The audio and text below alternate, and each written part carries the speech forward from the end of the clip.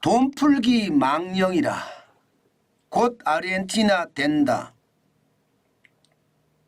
진짜 최악이 된다는 뜻입니다. 돈을 풀면 풀수록요. 돈은 휴지 조각이 되고요. 실물의 가격은 계속 올라가거든요. 그러면 물가는 어떻게 될까요? 물가는 천정부지. 올라갈 수밖에 없습니다. 돈을 계속 풀어대면요. 그만큼 말입니다. 물가가 올라가면 금리까지도 올려야 되거든요. 그런 악순환의 고리가 지금 대한민국의 국가 지도자라는 사람들에게서 시작되고 있습니다. 충격적입니다. 여러분 이거 한번 보세요. 국회 상임위원회에서요. 묻지마 예산 정액 내용입니다. 묻지마 예산 정액이에요. 무려 말입니다. 16조나 됩니다. 여야 가리지 않고 표에 도움만 된다면 표 팔기를 하고 있다는 뜻이지요. 본 예산에서 11조가 늘었고요. 기금 예산에서 5조가 늘었습니다. 참 이것을 보면서 저는 국가 지도자라는 사람들이 큰 그림의 국가의 모습을 보고 작은 그림의 지역의 모습을 봐야 되는데 무조건 말입니다. 작은 그림의 지역의 모습을 보고 큰 그림의 어떤 국가의 모습은 망해도 된다. 이런 내로남불식의 생각이 굉장히 커진다는 것. 이것은 어떻게 생각하면요. 나라가 진짜 망할 징조다. 저는 이렇게 생각을 합니다. 그중에서도요. 가장 충격적인 것은요. 대통령실의 예산은 삭감했습니다. 그런데 국회 예산은 대거 올렸습니다. 대거 올렸습니다. 셀프 정액이라고 하죠.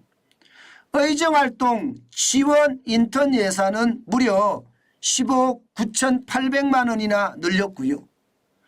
명절 상여금과 정액 식사비 지원에 대한 명분으로 또 예산을 적어도 말입니다. 1억 1,400만 원을 증가시켰습니다.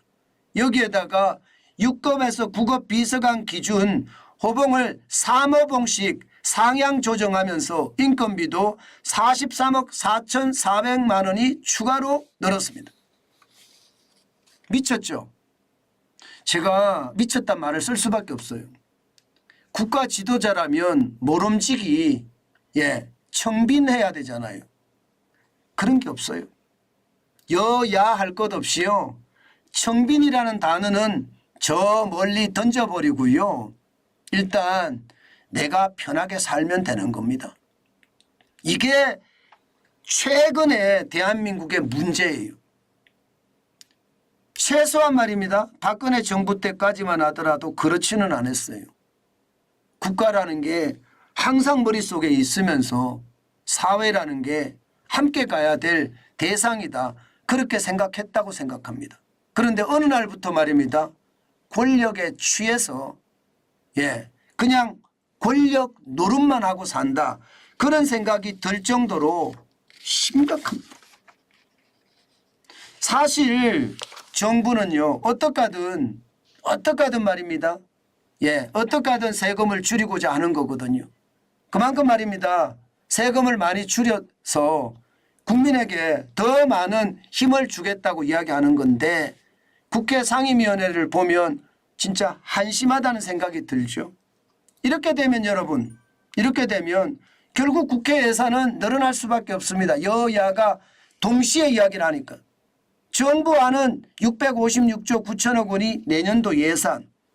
실질적으로 전년 대비해서 늘어나는 양은 2.8%. 이것도 많이 늘어나는 거거든요. 이것도 저는 왜 많이 늘어나는 건가 하면요. 문재인 정부 때 워낙 많이 올렸던 거. 나라 예산이 400조였는데 지금 656조잖아요. 이게 순차적으로 늘어나게끔 그만큼 빼내야 되거든요. 이게 윤석열 정부가 해야 될 일이라 저는 그렇게 생각하거든요. 그런 차원으로 본다면 예산을 줄여도 시원치 않습니다. 그런데 2.8% 늘린다는 것에 대해서도 저는 반대였는데 이거 말입니다. 더 늘리자고 이야기하면 앞으로 어떻게 될까요? 세금은 덜 거치고, 예, 돈은 더 많이 풀자고 그러고.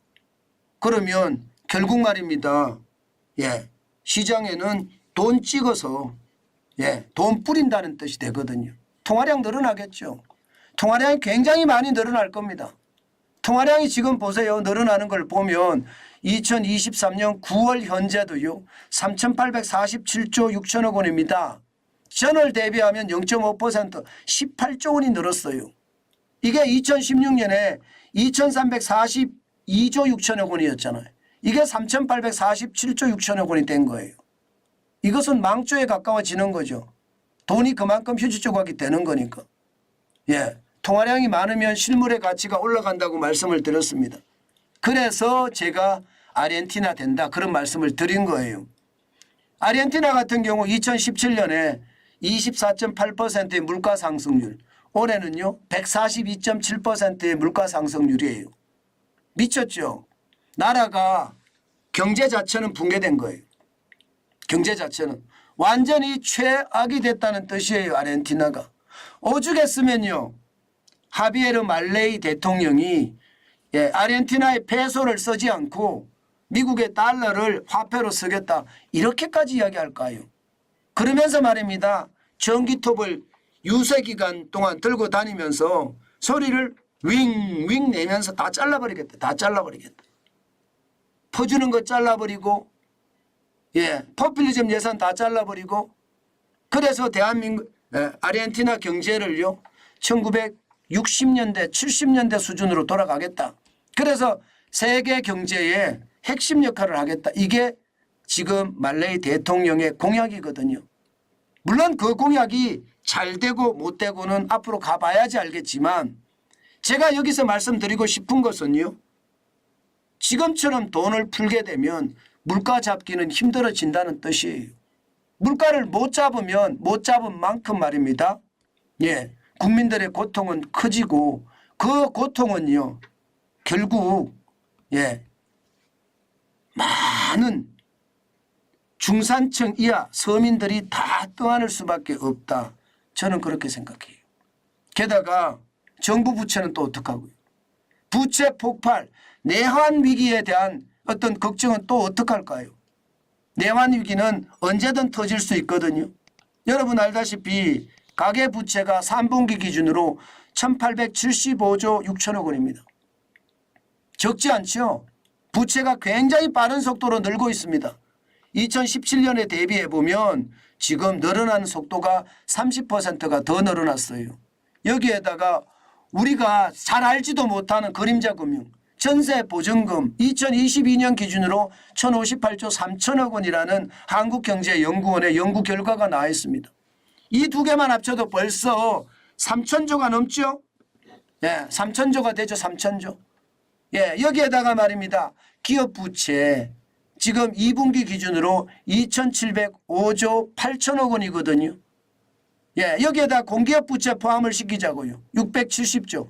지금 2022년 기준이니까 이게 2023년 2분기 기준이 되면 아마 670조가 아니라 700조가 넘을 겁니다. 700조를 포함을 시킨다 그러면요. 이거는 3,500조가 넘습니다. 3,500조가. 기업 부채만. 기업 부채만 3,500조가 넘잖아요. 공기업 부채까지 포함을 시키면. 여기다가 정부 부채까지 포함을 하자고요. 9월 기준, 3분기 기준으로 보면, 예, 이게, 예, 지금 단순하게 보더라도요. 1,099조 6천억 원입니다. 전체적으로 보면 7천조, 8천조가 된다는 이야기거든. 7천조, 8천조. 부채가. 예, 경제 주체들이 갖고 있는 부채가 7천조, 8천조가 된다는 뜻이에요. 여기다가 말입니다. 연금 충당 부채 포함을 시키면 1,000조를 또 포함을 시켜야 되거든요. 그러면 9천조가 넘죠. 9천조 가까이 되죠. 여기에다가 국민연금, 예, 이게 미적자분을 반영을 하면 이것 또한, 예, 1,200조, 1,300조 해야 됩니다. 많으면 1,800조까지 이야기하죠. 1,800조까지. 그러면 전체적으로는요. 부채만 여러분, 부채만 대한민국의 1경이 넘는다는 거예요. 1경이. 1경이 넘는 부채를 얼마나 우리가 감당할 수 있겠습니까? 예, 앞으로 경제가 좋아진다면 예, 이게 감당할 수 있는 그런 힘이 있는지는 모르겠으나 이게 여러분 예, 감당하기가 굉장히 어려울 수도 있습니다. 굉장히 어려울 수가 있습니다. 이대로라면 말입니다. 예, 이대로라면. 저는 이대로라면요. 예, 제가 잠깐 하나 수정해야 될 게 국민연금의 예, 미정리 적자 부분은 1,800조 정도 되네요. 그래서 일경이 넘네요. 결국은 말입니다.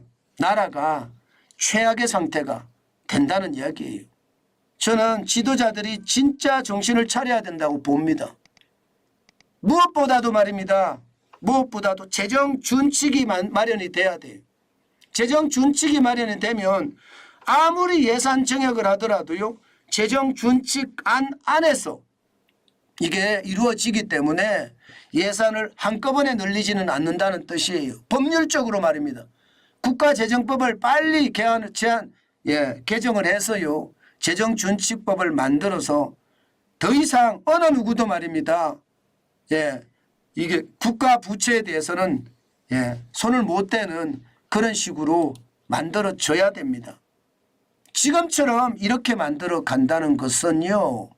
결국 말입니다. 나라가 서서히 망해가는데 예, 그 망해가는 것을 어느 누구도 말입니다. 어느 누구도 제대로 통제하지 못한다는 뜻이 되거든요. 저는 여러분 지금처럼 가서는 절대 안 된다고 봅니다. 지금처럼 가서는 나라가 스스로 망할 수밖에 없는 그런 구조다. 이게 살려야 될 사람들이 살려야 되는데 이게 살려야 될 사람들이 못 살리고 있다. 국가 지도자라면 모름지기 말입니다. 저는 이런 부분부터 먼저 해결을 해야 된다고 봅니다. 그런데 그렇지 못하다는 것이 너무나 안타깝고 또 안타깝다는 생각이 절로 듭니다. 네.